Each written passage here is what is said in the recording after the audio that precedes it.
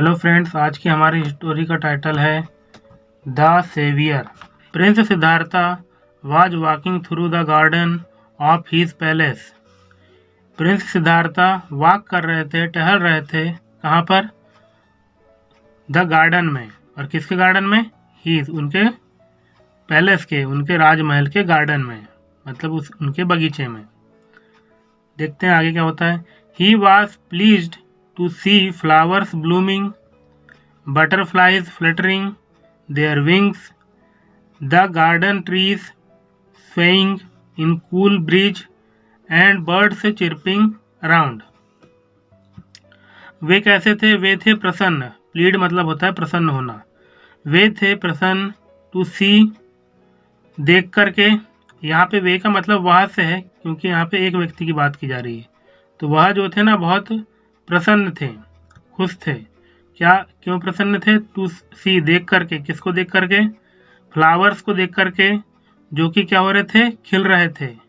और किसको देख करके? बटरफ्लाइज, तितलियों को देख करके, जो कि फ्लटरिंग कर रहे थे, फड़फड़ा रहे थे। किसको फड़फड़ा रहे थे? उनके पंखों को। बटरफ्लाइज किसको फड़फड़ा रही थी? उनके पंखों को।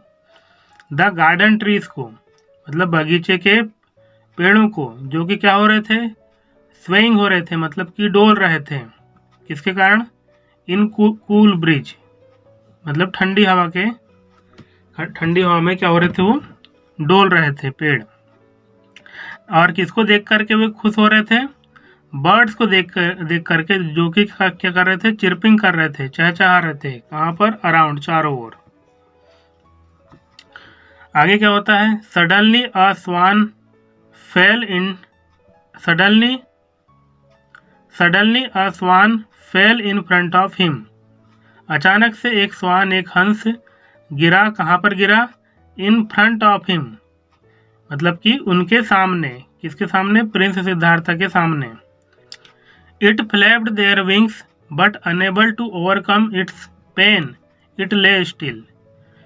इसने फ्लैप्ड किया अपने विंग्स को, लेकिन यह अनेबल था, सक्षम, मतलब कि सक्षम नहीं था, टू ओवरकम करने के लिए। ओवरकम मतलब कि काबू पाने के लिए। किसमें? इसके अपने दर्द में। तो दर्द को काबू कर सके, इसके लिए वह असक्षम था, वो काबू नहीं कर पा रहा था। इट ले स्टिल, वह पड़ा ही रहा, वैसा ही पड़ा रहा। अब क्या होता है? सिद्धार्था वाज मूव्ड विद पिटी। सिद्धार्थ जो है ना, वो करुणा भरी, मतलब पिटी मतलब होता है करुणा, करुणा भरी निगाहों से, अपन कहते हैं ना कि किसी की ओर बढ़ना, तो वो करुणा के साथ क्या हुए? उसकी ओर बढ़े। किसकी ओर? ये अपने स्वान की ओर। He ran to the poor creature, वे भागे। कहाँ भागे? इसकी ओर। टू द पुअर क्रीचर, मतलब कि उस दरिद्र असहाय प्राणी की ओर भागे। कौन? उस हंस की ओर। पुअर का मीन्स ये हमेशा गरीब ही नहीं होता, एक्चुअल में इसका असहाय, दीन, ऐसा। और यहाँ पर पुअर क्रीचर का मतलब गरीब क्रीचर नहीं है, यहाँ पे है कि जो असहाय है उसके लिए बात की गई है। क्रीचर मतलब प्राणी। It was hit by an arrow, इसे हिट किया गया था। बाय एन एरो मतलब कि उसे मारा गया था। किसके द्वारा? तीर के द्वारा। There was blood in its wings, खून लगा हुआ था इसके पंखों में। Prince Siddhartha took out the arrow from its body very gently and cleaned its wound. अब प्रिंस सिद्धार्थ ने क्या किया? टुक आउट किया, मतलब कि बाहर निकाला। किसको? एरो को। कहाँ से? फ्रॉम इट्स बॉडी, उसके शरीर से। और कैसे? वेरी जेंटली, मतलब कि बहुत हल्के से, या फिर एक कहते हैं ना शिष्ट तरीके से, ताकि उसको दर्द ना हो। और क्लीन किया उसके वुंड्स को। वुंड्स मतलब उसके घावों को। इट इज माई सॉन, यहाँ मेरा सॉन है, यहाँ मेरा हंस है। अब देखो कौन बोल रहा है। आई, क्योंकि यहाँ पे देखिए डायरेक्ट स्पीच में दिया है। It is my swan, I have hunted it down, मैंने इसे हंट करके गिराया है। हंट डाउन का मतलब होता है किसी को शिकार करके गिराना, तो मैंने इसे हंट करके गिराया है। It was Devadatta, prince Siddhartha's cousin, he demanded his hunt. तो ये कौन कह रहा है कि हाँ मेरा स्वान है और मैंने इसे शिकार करके गिराया है? ये कह रहा है, ये है कौन? ये देवदत्त है। और ये देवदत्त कौन है? ये है प्रिंस सिद्धार्थ का cousin. He demanded his Hunt, उसने क्या किया? डिमांड किया उसके हंट का, मतलब उसके शिकार का। No my brother, it is my swan, नहीं मेरे भाई, यह मेरा स्वान है, मेरा हंस है। I have saved its life, you should have pity for animals, मैंने बचाया है इसका जीवन को। You should have pity for animals, तुम्हारे पास होनी चाहिए क्या? दया। और किसके लिए? एनिमल्स के लिए। Brother, if I don't get my hunt I shall go to the king's court, भाई यदि मैंने प्राप्त नहीं किया मेरे हंट को तो मैं जाऊंगा टू द किंग्स कोर्ट, राजा के दरबार में। देवदत्ता सेड एंग्रीली, देवदत्त ने गुस्से में कहा। I will not give it to you, कि मैं यह नहीं दूंगा तुमको। You may do as you please, तुम कर सकते हो जैसा तुम्हें अच्छा लगे। सेड सिद्धार्था, सिद्धार्था ने कहा। ही टुक केयर ऑफ द स्वान, उन्होंने देखभाल की द स्वान की। इट्स वुंड स्टार्टेड हीलिंग, उसके घाव शुरू हो गए सुधरना। After some time Siddhartha was called to the king's court, कुछ समय बाद सिद्धार्थ को बुलाया गया टू द किंग्स कोर्ट, राजा के दरबार में। King Suddhodana set on his throne, मतलब राजा सुद्धोधन थे ना, वो आराम से बैठे थे कहाँ पर? हिज थ्रोन, उनके सिंहासन पर। The case of the swan was presented to him, जो मामला है ना किसका? स्वान का, वो पेश किया गया इसको टू हिम, उनको या उनके सामने। Prince Siddhartha and Devadatta stood in the court to plead their claims, prince Siddhartha and Devadatta stood खड़े थे कहाँ पर? इन द कोर्ट में। और क्यों खड़े थे? टू प्लीड करने के लिए, मतलब तार्किक रूप से अपने क्लेम्स, अपने दाव को रखने के लिए।